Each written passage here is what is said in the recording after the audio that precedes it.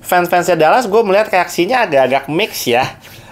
Dalam artian ada yang setuju, ada yang aduh kenapa sih Luka, udah deh biarin Luka sendirian deh, nggak usah digangguin lah sama Kyrie. Bukan karena skillnya mungkin, tapi lebih ke problematik dan drama-drama yang mungkin bakal terjadi along the way. Kevin Durant, gue kasih tahu kalau lo stay di Nets, ya, nggak minta di trade, janganlah, udah stay aja. Lo kan mau mendapatkan gelar juara yang sangat-sangat valuable buat lo, gelar juara yang benar-benar lo dapetin dengan jerih payah. Kalau sekarang lo udah sendirian di Brooklyn Nets dan nanti lo bisa jadi juara, itu akan jadi cincin lo yang paling amat sangat berharga buat legacy lo.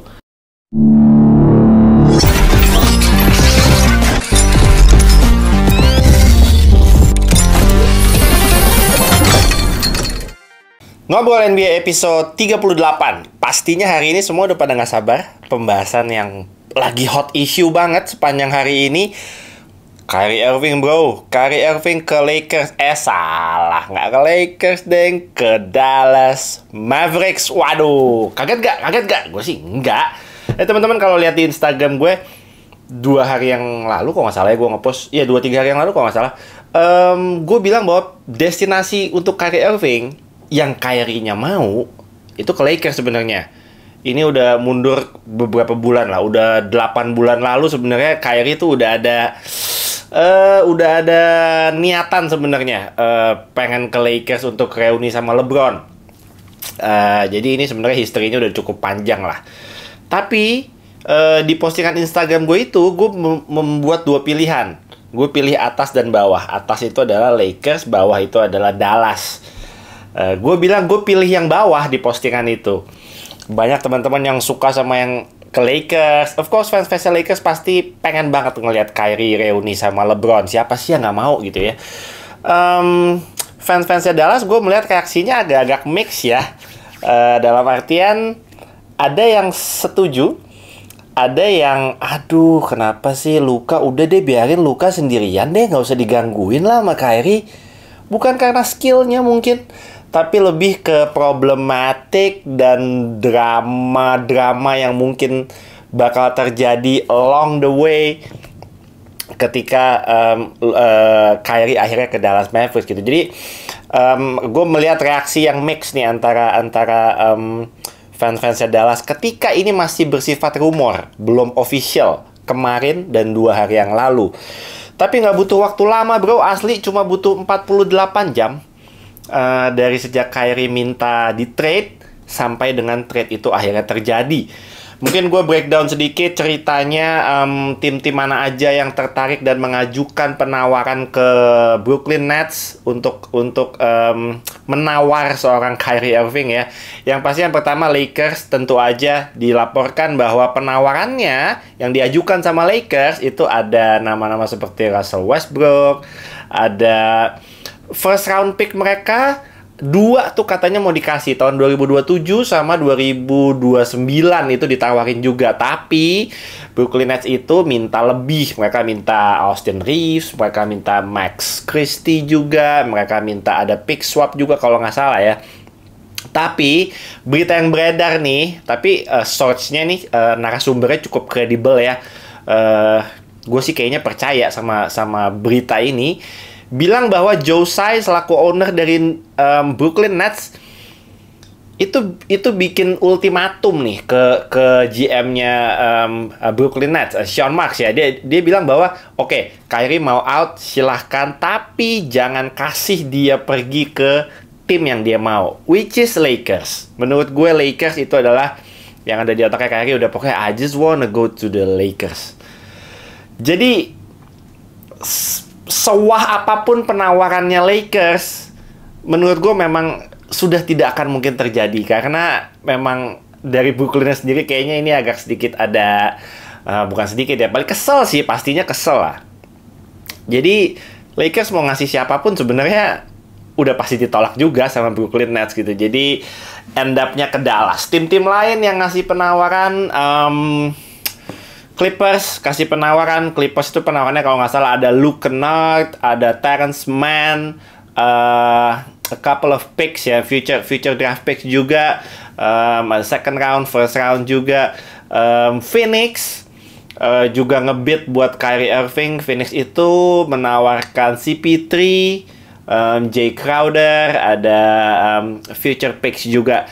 Tapi memang penawaran yang paling menarik nih buat Kyrie Irving itu datangnya dari Dallas Mavericks. Bro, gue nggak suka dengan ngejudge dalam artian oke, Dallas itu nilainya C, Brooklyn itu nilainya apa gitu ya dalam trade ini ya. Tapi gue bisa bilang bahwa Brooklyn Nets itu keren, bro. Brooklyn Nets itu dapat return dari trade ini menurut gue keren banget. Spencer Dinwiddie keren, bisa menjadi second optionnya KD.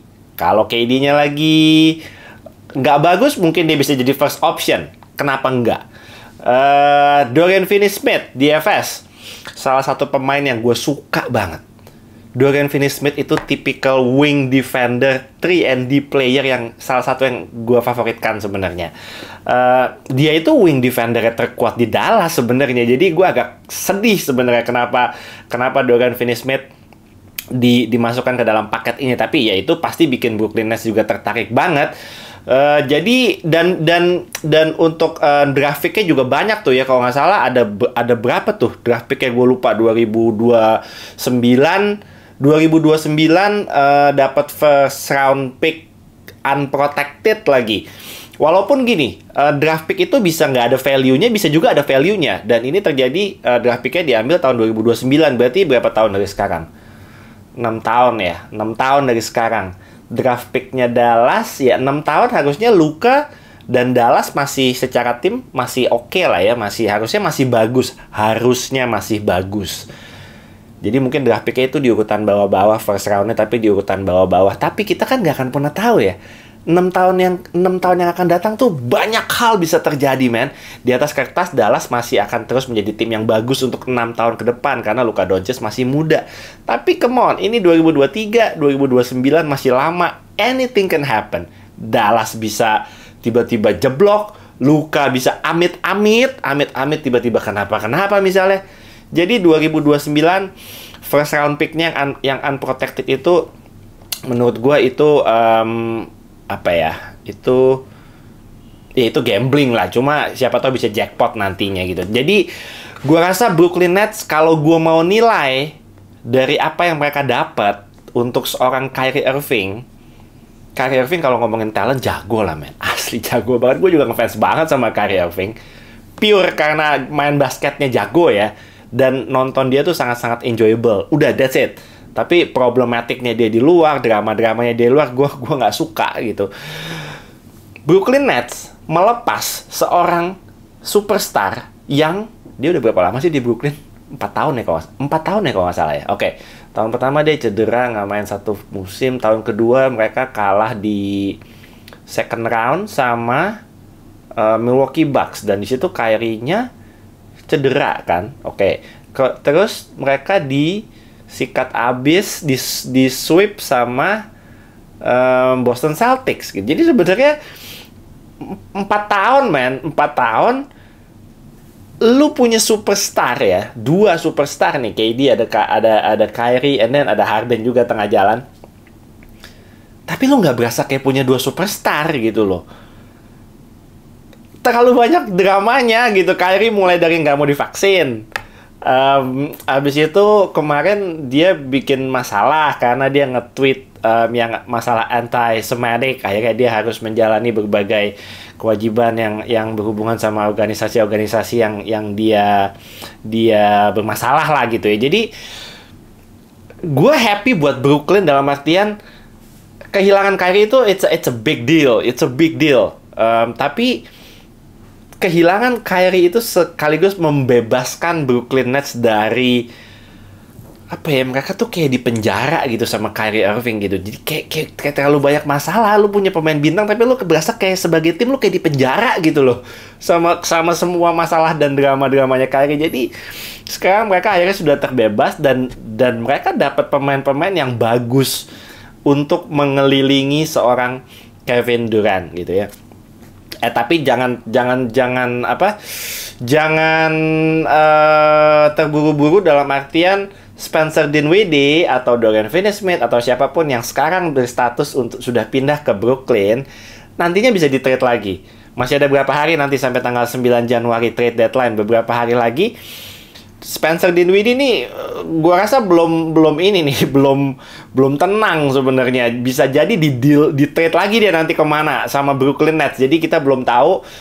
Begitu juga dengan Dorian Finney-Smith. Gue juga nggak tahu apakah dia tetap akan stay di Nets atau nggak. Tapi kalau mereka tetap di Brooklyn Nets, KD beberapa saat lagi akan balik dan bisa main lagi.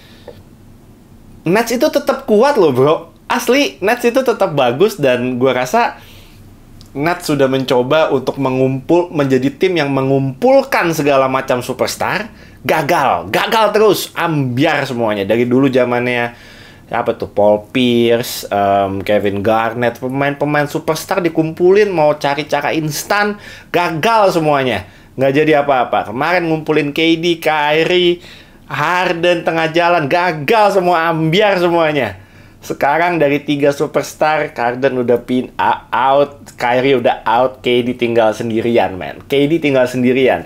Brooklyn Nets berubah menjadi solo superstar team, dan itu yang gue suka. Itu yang gue harapkan dari Brooklyn Nets. Udahlah, ngapain lu punya 2 superstar tapi yang satunya bermasalah. Udah punya jadi main solo aja, solo superstar, tapi lu kelilingi dia dengan pemain-pemain yang punya kualitas yang bagus, yang role-nya jelas dan bisa mengelilingi KD, melengkapi seorang Kevin Durant. Kevin Durant, gue kasih tahu, kalau lo stay di Nets, ya, nggak minta di trade, janganlah, udah stay aja. Lo kan mau mendapatkan gelar juara yang sangat-sangat valuable buat lo, gelar juara yang benar-benar lo dapetin dengan jerih payah. Kalau sekarang lo udah sendirian di Brooklyn Nets dan nanti lo bisa jadi juara, itu akan jadi cincin lo yang paling amat sangat berharga buat legacy lo. Bukan di Warriors kemarin, nggak curang itu namanya. Tapi nanti kalau lo bisa sampai juara sama Brooklyn Nets, kalau lo nggak pindah ya, tahan sampai akhir musim, juara, lo kalahin tuh powerhouse di East tuh, the Boston, the Milwaukee Bucks dan lain-lain, the Sixers. Brooklyn Nets bisa juara with KD and the rest of the guys. Gua salut, gua angkat topi. Lu layak dapet cincin, lu dapet angkat piala, itu berharga luar biasa. Gokil KD kalau sampai dapet. Jadi enjoy. This is your team now. Udah nggak ada superstar lainnya.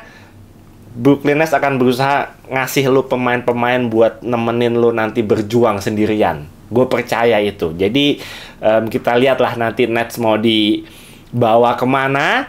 Tapi so far dengan trade ini, gue kasih nilai buat Brooklyn Nets nilainya A. Ya, A. Gue mau kasih nilai A+, nanti kebagusan A aja dulu. Tapi gue suka dengan trade ini buat Brooklyn Nets. Nah, kalau buat Dallas sendiri gimana ini? Aduh, Dallas ya, Mark Cuban. Kita kalau ngomongin Mark Cuban ya, kalau bisa dapat kesempatan di depan mata, bisa all in, let's go. Nggak akan disia-siakan kesempatan itu. Kyrie ke Dallas ini adalah resikonya sangat-sangat tinggi, tapi bisa jadi ini rewardnya juga tinggi banget.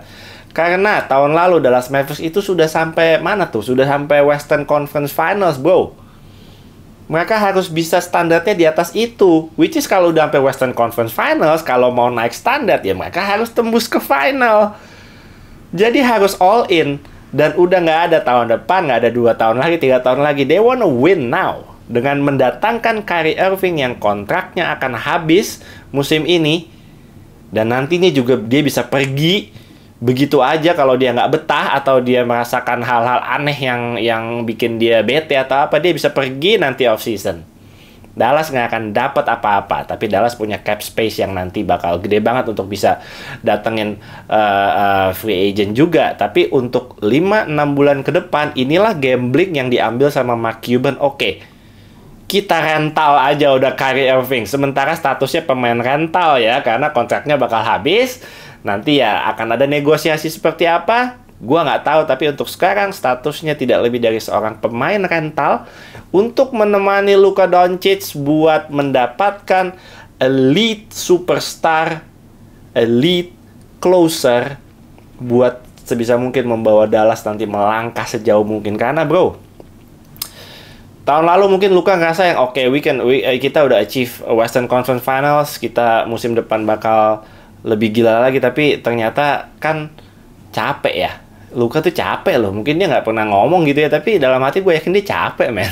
Asli. Jadi ini satu cara lah buat ngurangin bebannya Luka. In so many ways. Mereka dapat another playmaker, another ball handler, another ball dominant player memang. Tapi gue percaya Jason Kidd punya cara atau sistem yang I think he will make this works lah. In some ways, berusaha membuat kedua pemain ini nantinya tetap happy, tetap nggak harus sacrifice banget dengan masing-masing skillnya dan kualitasnya as a player gitu ya. Gue rasa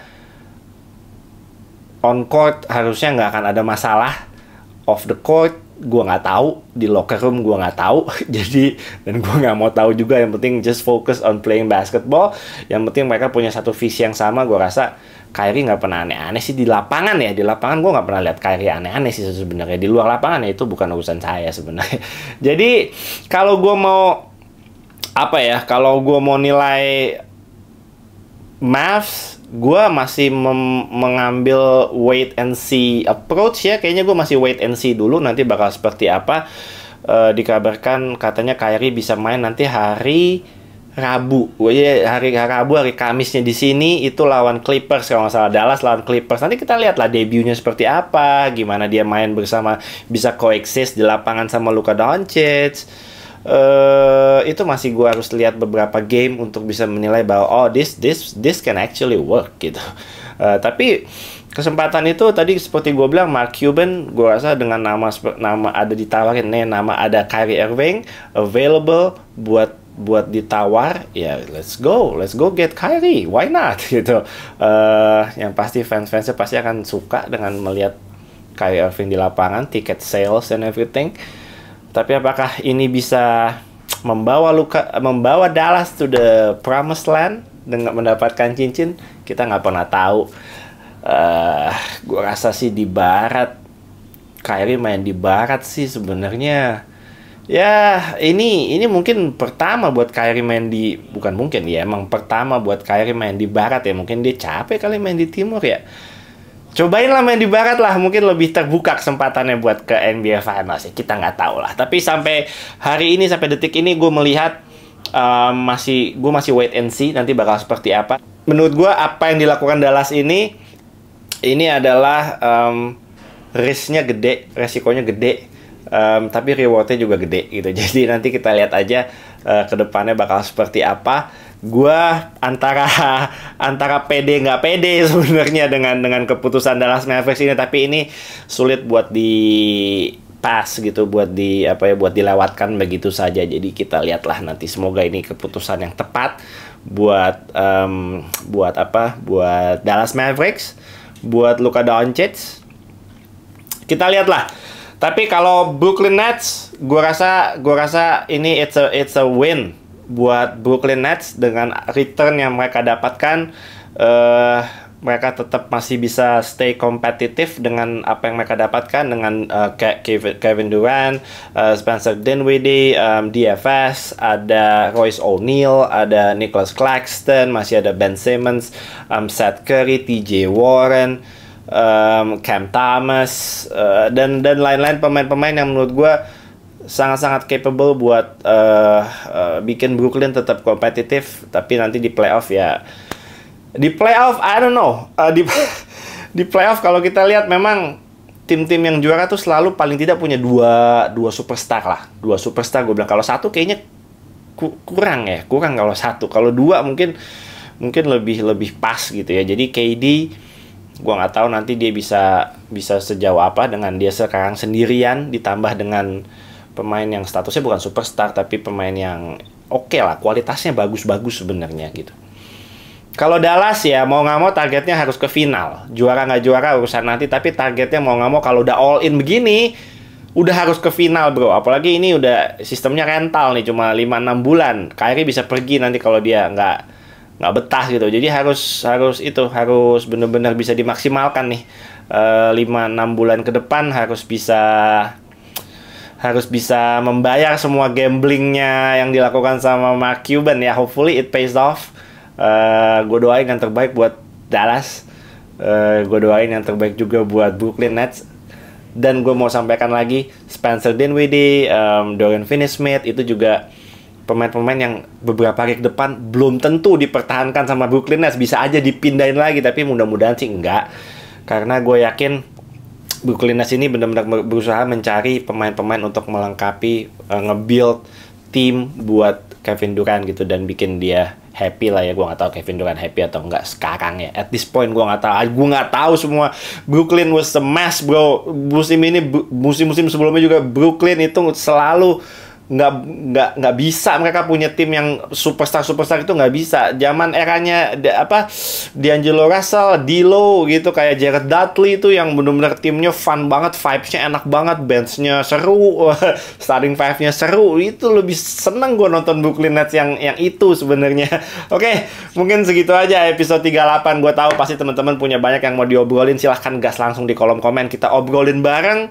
Pendapat teman-teman gimana tentang Kyrie ke Dallas? Apa yang kalian expect dari trade ini untuk Dallas, untuk Brooklyn seperti apa? Ingat, nggak ada jawaban benar, nggak ada jawaban salah, karena dua-duanya ini yang pindah ini belum main sama sekali, jadi kita nggak boleh ngejudge. Biarin mereka main dulu 5 game lah buat kita analisa lagi, evaluasi lagi. Oh ternyata keren, ternyata malah ngerusak chemistry, ternyata malah apa, itu nanti, urusan nanti. Sekarang kita nikmati yang ada dulu. Oke guys, segitu aja episode 38. Selamat hari Senin, sekarang sudah jam 6. So saya pamit dulu, sampai jumpa di episode Ngobrol NBA selanjutnya. I'm out.